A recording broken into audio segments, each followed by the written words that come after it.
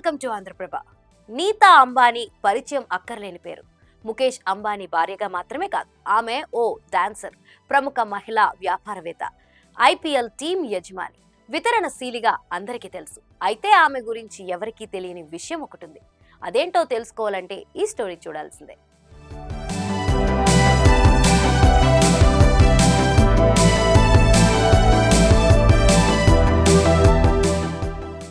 నీతా అంబానీ ఇప్పుడు అందరికీ తెలుసు, ఎందుకంటే ఆమె అంబానీ ఇంటి కోడలు. కానీ నీతా అంబానీలో ఇంకో కోణం ఉంది. కోటేశ్వరుల ఇంటికి కోడలుగా వెళ్లిన తర్వాత కూడా ఆమె ఉద్యోగం చేశారు, అది కూడా ఓ స్కూల్లో టీచర్గా. ఆ స్కూల్లో నెలకు కేవలం 800 జీతానికి నీతా అంబానీ ఓ ఉపాధ్యాయురాలుగా ఉద్యోగం చేశారు. ఈ విషయాన్ని ఆమె స్వయంగా ఓ ఇంటర్వ్యూలో తెలిపారు. దీంతో దీనికి సంబంధించిన వీడియో ఇప్పుడు నెట్టింట తెగ వైరల్ అవుతుంది. ఇకపోతే ముఖేష్ అంబానీ 1985లో నీతా అంబానీని వివాహం చేసుకున్నారు.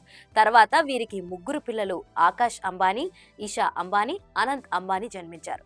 ఆ తర్వాత కొన్నేళ్లకు అంబానీ దంపతులు సిమీ గ్రేవల్ షోకు వెళ్లారు. 2000 సంవత్సరం ప్రారంభంలో రెడ్వైజర్ విత్ సిమీ గ్రేవల్ టాక్ షోలో వీరు పాల్గొని పలు ఆసక్తికర విషయాలు పంచుకున్నారు. పెళ్లైన ఏడాదిలోనే సన్ఫ్లవర్ నర్సరీలో టీచర్ గా తన ఉద్యోగ జీవితం ప్రారంభించినట్లు నీతా అంబానీ తెలిపారు.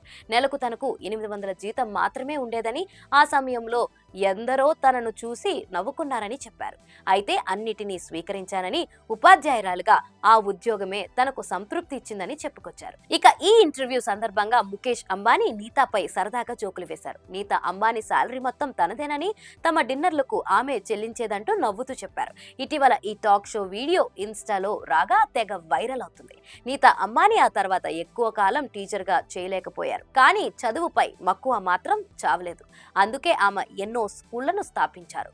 చదువుపై ఇష్టంతో జామ్నగర్, సూరత్, వడోదర, దహేజ్, లోదివలి, నాగోదేన్, నాగ్పూర్, నవి ముంబైలో 10ల సంఖ్యలో రిలయన్స్ ఫౌండేషన్ స్కూళ్లు ప్రారంభించారు.